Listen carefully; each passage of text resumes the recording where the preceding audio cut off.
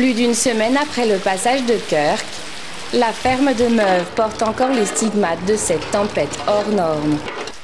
Au cœur de l'Eure-et-Loir, entre Bonneval et Châteaudun, l'exploitation est pourtant familière de la montée des eaux, puisque le Loir passe au cœur de la ferme.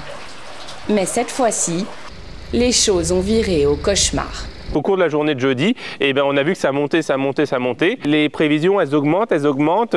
On va atteindre la crue de 2004, on va atteindre la crue de 1995 et après on voit qu'on va dépasser la crue de 1995 et qu'on va être sur une crue historique. Ici, on avait de l'eau partout dans la cour, notamment. Et là, en niveau d'eau, par exemple, ici, on est monté jusque à peu près au niveau de la haie. C'est-à-dire que les caves qu'on voit sur la gauche ont été inondées. Le moulin, il y a eu de l'eau qui est rentrée dans le moulin notamment. Voilà. Et la porte blanche et la fenêtre blanche, c'est un fourni dans lequel on a des congélateurs qui sont même mis à flotter, par exemple. Voilà. Donc ici, on était plein d'eau. Là, ici où je suis, on ne pouvait pas marcher en bottes, par exemple. Voilà. On en avait au-dessus des bottes. Engrais, récolte 2024, semences de ferme, outillage. Dans la précipitation, l'agriculteur a tenté de sauver tout ce qui pouvait l'être et s'est gravement blessé à la main. Dans les cellules ici, on avait à peu près 70 tonnes de blé, du blé rebelle, du blé de force de qualité stocké. Et dans la grange là-bas où il y a le Manitou, il y avait à peu près 110 tonnes d'orge stockées. Le fond a pris l'humidité, l'eau. À peu près 30 tonnes d'orge de perdu et à peu près 3 tonnes de blé de perdu. Il y a eu de l'eau dans le hangar, il y a eu pas mal d'eau. Notamment si on regarde le niveau, on le voit ici, hein, c'est un petit peu plus sombre en dessous et un petit peu plus clair au-dessus. Et notamment, il y a eu 30 cm d'eau. Il n'y a jamais eu autant d'eau dans ce hangar, il a toujours été à sec, il n'a jamais été inondé.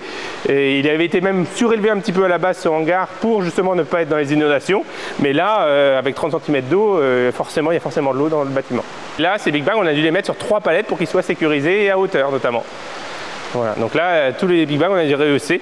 Ceux-là, ils étaient posés au sol, donc il y en a une partie qu'on mouillait, les grands big bags blancs. Il y en a une partie qu'on mouillait, le temps qu'on les mette sur 2 palettes, après sur 3 palettes. Il y en a quelques-uns qui peuvent être humides, un peu durcis au fond. On verra comment on arrivera à sortir l'engrais qui est dedans. C'est avec cette remorque que je me suis coincé le doigt, notamment, avec une fracture ouverte du doigt, le jour des inondations. Un côté de remorque a basculé et je me suis coincé le doigt, j'étais au-dessus et je me suis coincé le doigt ici. Dans les champs, la désolation est partout. Les clôtures sont arrachées, les cultures sont inondées, la remise en état s'annonce longue et éprouvante.